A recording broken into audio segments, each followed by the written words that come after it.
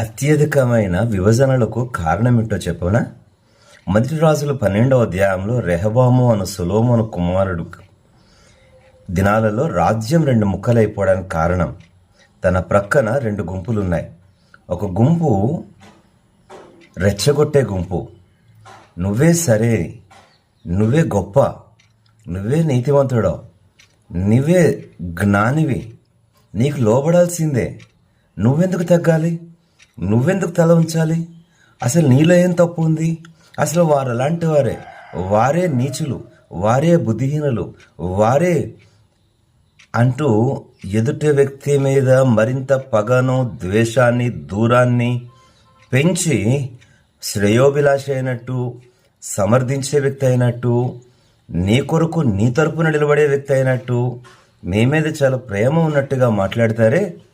ఓ నాయకుని స్థానంలో ఉన్న సోదరుడా, కుటుంబ పెద్ద, నీతో ఈ మాట మాట్లాడుతున్నాను. ఇలాగున నీవే సరి అని చెప్పి నిన్ను మరింతగా అతిశయానికి రెచ్చగొట్టి ఎదుటి వ్యక్తి మీద మరింత దూరం పెంచుతూ అక్కడ విభజనకు కారణమయ్యేవారు నీ ప్రక్కనుంటే నీకు తెలివి ఉండి పసిగట్టగలగాలి. రెండవ గుంపు ఉంటారు, తగ్గితే పోయేదేముంది, కొంచెం మెత్తగా మాట్లాడితే సరిపోతుంది కదా, ఇక్కడ ఒక్క అడుగు మనం దిగితే సమాధానం కాపాడుకుంటాం కదా, ఈ విషయంలో మన తప్పేదో ఉంటుంది, మనం సరి చేసుకుంటే మంచిది కదా, మనము మన తప్పును మన పొరపాటును ఒప్పుకుంటే ఇక్కడితో ఆగిపోతుంది కదా, కలిసి ఏకంగా ఉంటాం కదా అని ఒప్పింపజేసేవారు ఒక ప్రక్కన ఉంటారు. కానీ వీరి మాటలు రుచిగా కనబడవు.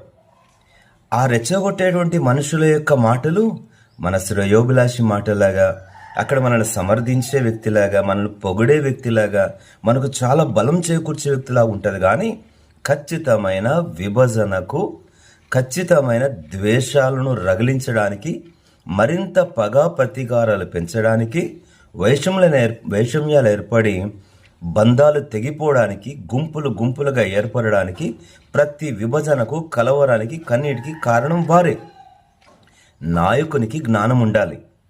నా ప్రక్క నుండి నన్ను ప్రేరేపించేవారు ఎటువంటి వారు, వారి ప్రేరేపణ వలన కలిగేటువంటి పర్యవసానాలేంటి, నన్ను సమర్థించేవారిలాగే కనబడుతున్నా నాకు నష్టాలకు కారణం తీసుకొచ్చే ప్రేరేపణ ఇది కదా అంటూ పసిగట్టగలిగే సామర్థ్యం నాయకునికి ఉండాలి. ఒప్పించేవారు కొంచెం తగ్గి సమాధానం కాపాడుకోమని ప్రేరేపించేవారు సబబు అని గ్రహించగలిగే సామర్థ్యం నాయకునికి, ఇంటి పెద్దకు ఉండాలి. దేవుడు అట్లు కలుగొచ్చేనుగాక.